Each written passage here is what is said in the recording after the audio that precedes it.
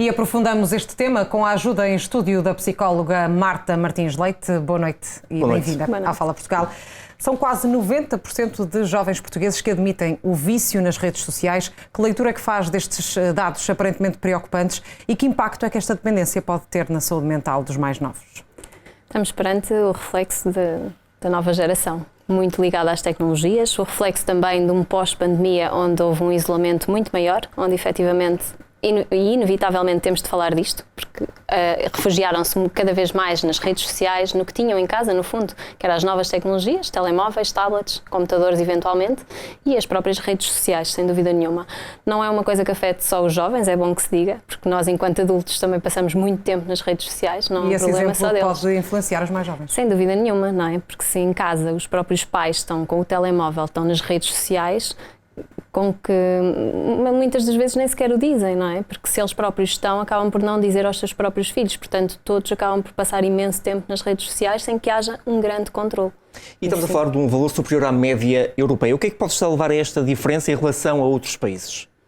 Isso pode ter a ver, sobretudo, com comportamentos de uma forma generalizada, os comportamentos em massa, porque hoje em dia os jovens vivem, sobretudo em grandes cidades, e Portugal não é assim um país tão grande, e se pensarmos de uma forma, sobretudo maioritariamente demográfica, os jovens e crianças e jovens, mas sobretudo aqui os adolescentes, que é o que estamos a falar, estão nomeadamente e na sua esmagadora maioria em grandes cidades, portanto é normal que estes números também contribuam para o aumento de todo este estudo, não é? Porque se estiverem numa aldeia, num meio mais afastado das grandes cidades, têm outro tipo, mais rural, sim, estão com outro tipo de atividades e não têm tanto acesso às próprias tecnologias. Portanto, isto acaba por estar relacionado, intimamente relacionado uma coisa com a outra. Já vamos falar do combate a este fenómeno, mas pedi-lhe que explorássemos aqui a questão das consequências. Que consequências para a saúde mental dos mais jovens efetivamente é que pode ter este vício? Vai ter sempre consequências devastadoras ao nível do seu próprio isolamento social, da própria capacidade de leitura, de interpretação de texto nas próprias aulas. Quer dizer, isto acaba por afetar todo um rol de consequências que acaba por ter impactos absolutamente nefastos na sua própria saúde mental, para a sua própria autoestima cada vez mais inferiorizada.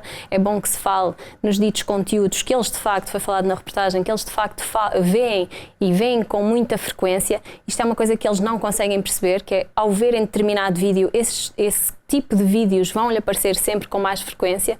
Aqui deveria haver, sem dúvida nenhuma, legislação? Legislação, sim, por um lado, era aí que eu queria chegar. Vamos aqui chegar a dois tópicos, que é, por um lado, deveríamos ter a dita legislação cada vez a funcionar melhor e que estivesse devidamente implementada, e por outro lado, os próprios jovens a terem um bocadinho mais de controle parental, porque é assim, nós próprios falhamos enquanto pais, enquanto adultos, de não estarmos aqui a colocar algum tipo de medidas em certa vigilância. E que medidas são essas que os pais e educadores podem... Vigilância, no fundo. Quer dizer, nós temos deixado estes últimos anos os jovens entregues às tecnologias sem a própria supervisão de um adulto, sem nos sentarmos com eles e haver o mínimo que é o diálogo. Não temos tempo para isso e muitas das vezes nem sequer pensamos nisso, porque se calhar até poderíamos ter tempo se chegássemos à conclusão que existe essa necessidade, mas isso não é feito. Refugiamos-nos imenso nos nossos trabalhos, sabemos perfeitamente que todos nós temos vidas extremamente agitadas, mas temos de pensar que tipo de consequências é que isto vai ter lá na frente. Temos de pensar numa coisa extremamente importante. Há determinados conteúdos, determinadas questões que, por exemplo, como por exemplo a sexualidade, que num colégio católico, por exemplo, e por muito que se fale nas aulas de educação sexual, um colégio católico, muitas vezes, que existem alguns que o fazem, não falam sobre este tema. Portanto, o que é que nós estamos a incutir aos nossos jovens? Será que não temos de dialogar mais com eles, perceber o que é que se está a passar nas escolas que frequentam? Apostar na formação em vez de medidas restritivas, por exemplo, poderia ser um caminho? As medidas restritivas vão sempre levar a mais curiosidade, a que eles vão espreitar ainda mais rápido o que é que se passa lá. Portanto, é assim, das duas uma. Ou de facto estas medidas são aplicadas de uma forma global, onde se consigam combater determinados comportamentos e determinados conteúdos que surgem na internet e que de facto são altamente prejudiciais, ninguém nega isto. Explicar, haver muita formação, seja de que parte for, seja do cibercrime, seja ao nível das tecnologias, alguém que consiga capacitá-los.